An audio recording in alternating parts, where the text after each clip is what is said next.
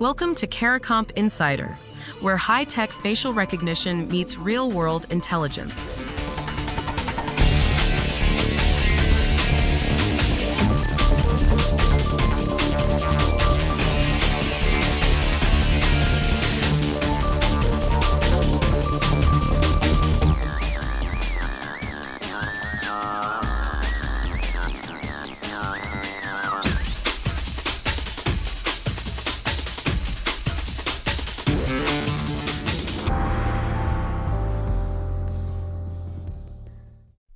The last time you swiped right on a dating app, you probably didn't think twice about that selfie verification prompt. But according to PropertyWire research, more than 6 in 10 people now worry that facial recognition systems will falsely identify them as someone they're not. And nearly 6 in 10 worry about where that face data actually goes after they tap Submit. This isn't a story about airports or police lineups anymore. Your face is becoming a password for dating apps, for streaming services, for government benefits portals, for proving your age on a social media platform. If you've ever taken a selfie to verify an account, your biometric data is sitting on a server somewhere right now. And whether you're an investigator building a case that relies on biometric evidence, or a parent whose teenager just got asked to scan their face to watch a video, the same question applies. Tinder launched a feature called Face Check, and according to Bitdefender, it cut fake account exposure by about 60% and reduced reports of harmful behavior by roughly 40% in its test regions. Match Group, Tinder's parent company, plans to roll that technology out to additional dating apps next year. So the tech works, the fraud drops, the numbers look good on a slide deck. But who decided that swiping on a date requires handing over the geometry of your face? And what happens to that data once it exists? Start with what's actually happening when you take one of these verification selfies. The system extracts your facial geometry, the distance between your eyes, the shape of your jawline, the contours that make your face yours. It converts that into a mathematical template. That template gets stored, usually encrypted, on a company's servers.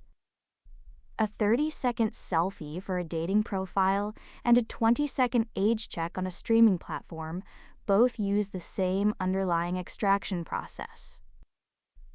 Same infrastructure, but the reasons behind them are completely different. One is about preventing catfishing. The other is about complying with a government age verification mandate.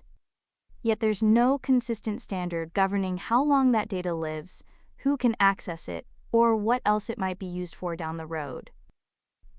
And this isn't a niche trend. According to Innovatrix, the global age assurance market is projected to nearly double, from about $5.7 billion in 2025 to over $10 billion by 2029. That growth tells you something. Selfie-based identity checks are moving from optional security features to mandatory compliance tools. Platforms like Spotify and YouTube now require age checks in certain markets. What used to be limited to gambling sites and adult content platforms is becoming routine across services your kids use every day. So where are the guardrails? Illinois remains the only U.S. state with a strong biometric privacy law that actually gets enforced. One state. That means in most of the country, organizations deploying facial verification operate in something close to a regulatory vacuum. For investigators and compliance officers, that's a liability minefield. The rules haven't caught up with the technology you're already being asked to rely on. For everyone else, it means the app asking for your face scan probably isn't bound by any specific law about what it does with your data afterward. And the risk isn't hypothetical. According to Biometric Update, dating platforms are now building large repositories of encrypted biometric data. If one of those repositories gets breached, or if law enforcement lawfully requests access, that data could feed the exact surveillance systems these platforms claim to be separate from. The accumulation risk isn't a software bug, it's structural. Every new platform that collects face data adds another node to a network that nobody designed on purpose, but that exists all the same. Your teenager verifying their age on a video platform, and you verifying your identity on a benefits portal. Both of your facial templates now exist in systems you didn't choose, governed by rules you've never read.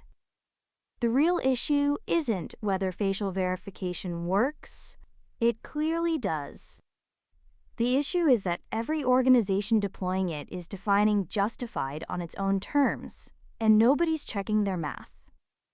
A 60% reduction in fake accounts is a powerful number.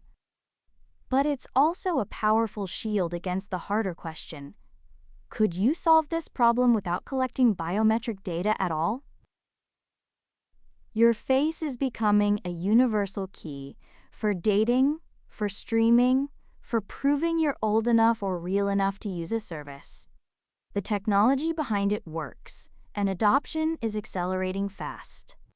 But almost nowhere in the US are there clear rules about how long companies keep your face data, who gets to see it, or what happens when the next breach hits. Whether you run biometric searches for a living or you just unlocked your phone with your face this morning, the question is the same. Who gave permission, and did anyone actually ask? The written version goes deeper.